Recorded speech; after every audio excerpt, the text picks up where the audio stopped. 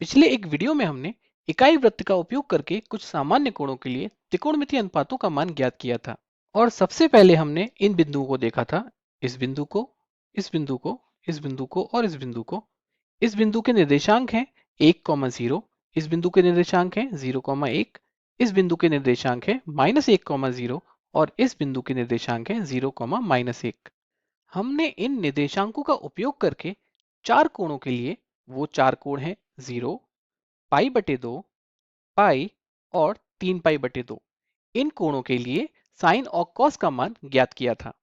हमने तीन और कोणों के लिए भी साइन और कॉस का मान ज्ञात किया था। और ऐसा करने के लिए हमने तीन बिंदुओं को लिया था।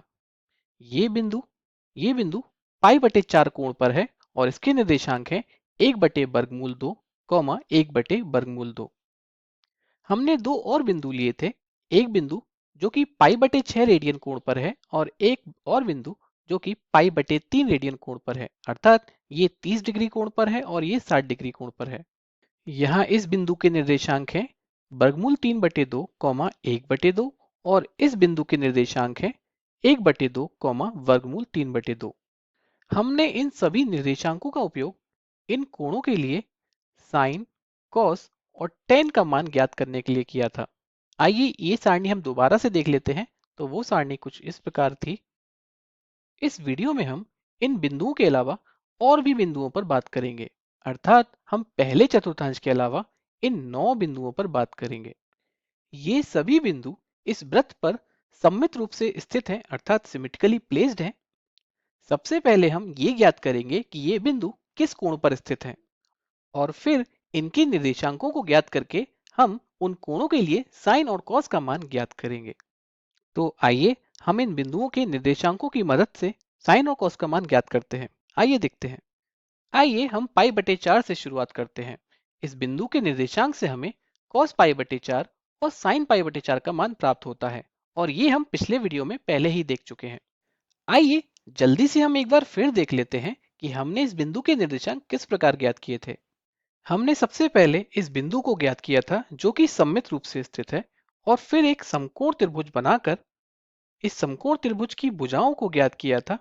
और फिर इन भुजाओं को ज्ञात करने के बाद हमने इस बिंदु के निर्देशांकों को ज्ञात किया था। और ये जो निर्देशांक हमें प्राप्त हुए थे वो हैं 1/वर्गमूल 2, 1/वर्गमूल 2। जब हम इस बिंदु की बात कर रहे थे उस समय हमने इस बिंदु को पूरी तरह नजरअंदाज कर दिया था। इस चित्र से हमें सिर्फ इसी बिंदु के निर्देशांक नहीं प्राप्त होते हैं, बल्कि हमें इस बिंदु के निर्देशांक भी प्राप्त हो सकते हैं। क्या आप इस बिंदु के निर्देशांक ज्ञात कर सकते हैं? मैं चाहूंगा कि आप इस वीडियो को रोकें और इसको ज्ञात करने का प्रयास करें। तो आइए देखते हैं।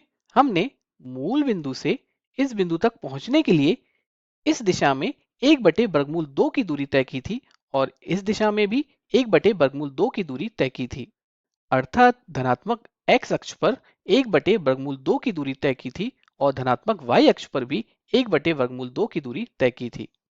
लेकिन हम इस बिंदु तक किस प्रकार पहुंचेंगे? यहां तक पहुंचने के लिए हमें धनात्मक x अक्ष पर तो उतनी ही दूरी तय करनी पड़ेगी, अर्थात 1/वर्गमूल 2 की दूरी। लेकिन अब हमें ऋणात्मक y अक्ष पर 1/वर्गमूल 2 की दूरी तय करनी पड़ेगी इस बिंदु तक पहुंचने के लिए। इसका मतलब है कि हम इन दोनों बिंदुओं के लिए x अक्ष पर एक ही दिशा में जाते हैं और y अक्ष पर विपरीत दिशाओं में जाते हैं। हम इस बिंदु तक पहुंचने के लिए ऊपर जाते हैं और इस बिंदु तक पहुंचने के लिए नीचे आते हैं। तो हम यहाँ पर सममिति अर्थात सिमेट्री का उपयोग करके इस बिंदु के निर्देशांक ज्ञात कर सकते हैं।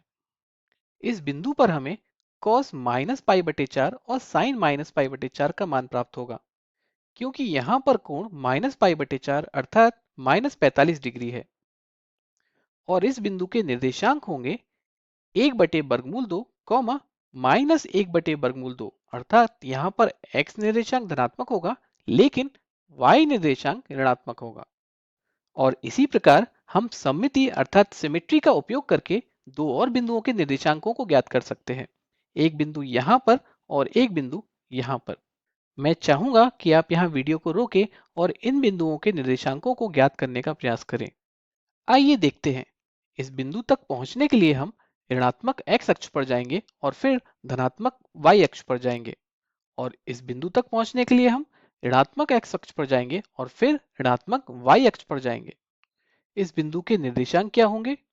ऋणात्मक x अक्ष पर हम 1/2 की दूरी तय करेंगे और धनात्मक y अक्ष पर भी हम 1/2 की दूरी तय करेंगे।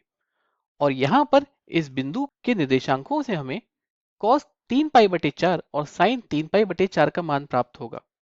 तो इस बिंदु के निर्देशांक क्या होंगे? इस बिंदु के निर्देशांक होंगे -1/2 कॉमा 1/2। ऋणात्मक इसलिए क्योंकि हम ऋणात्मक x अक्ष पर जा रहे हैं और धनात्मक इसलिए क्योंकि हम धनात्मक y अक्ष पर जा रहे हैं। अब हम इस बिंदु की बात करते हैं। तो इस बिंदु के निर्देशांक से हमें π/4 गुणा 1 2 3 4 5 cos 5π/4 और sin 5π/4 का मान प्राप्त होगा।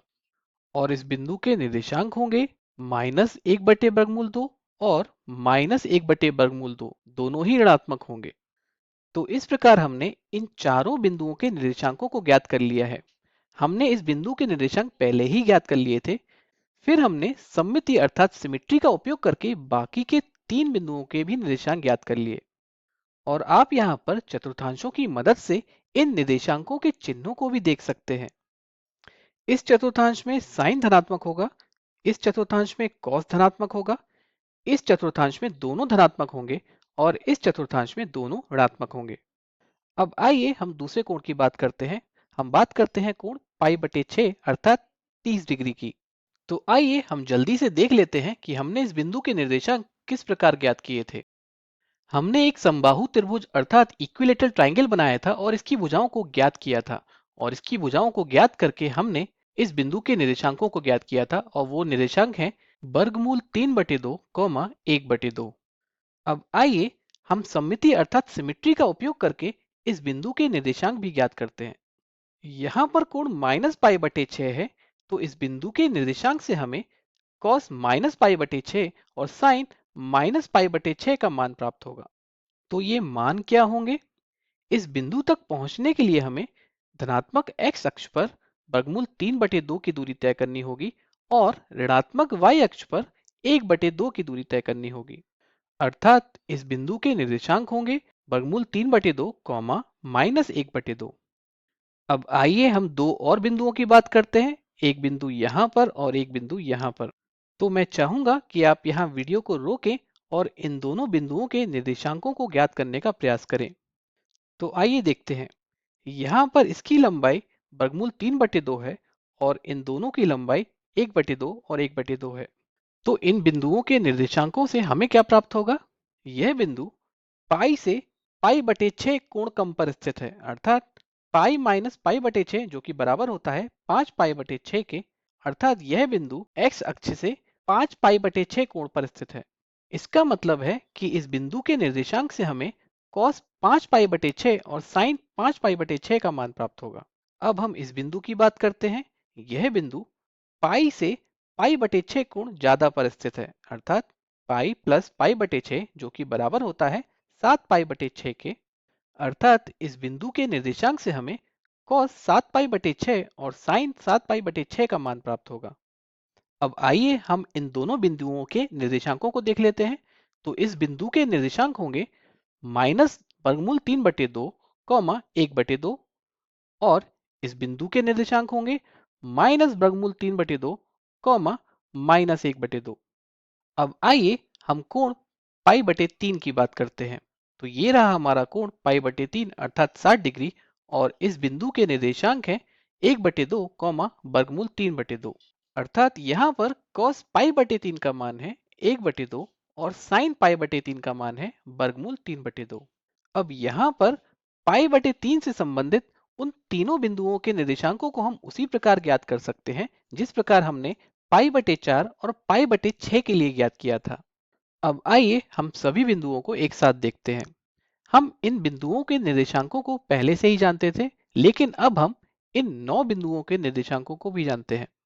ये इन बिंदुओं के कोण हैं और ये इन बिंदुओं के निर्देशांक हैं। हमने यहाँ पर इस त्रिभुज का उपयोग किया ये ज्ञात करने के लिए और इस त्रिभुज का उपयोग किया इसको ज्ञात करने के लिए और इस त्रिभुज का उपयोग किया इसको ज्ञात करने के लिए। और फिर हमने एक्स अक्ष के ऊपर वाले इन सभी त्रिभुजों का उपयोग करके एक्स अक्ष के नीचे वाले त्रिभुजों को ज्ञात किया। हम यहाँ पर इसका उपयोग करके बहुत सारे कोणों के लिए त्रिकोणमितीय अनुपातों का मान ज्ञात कर सकते हैं।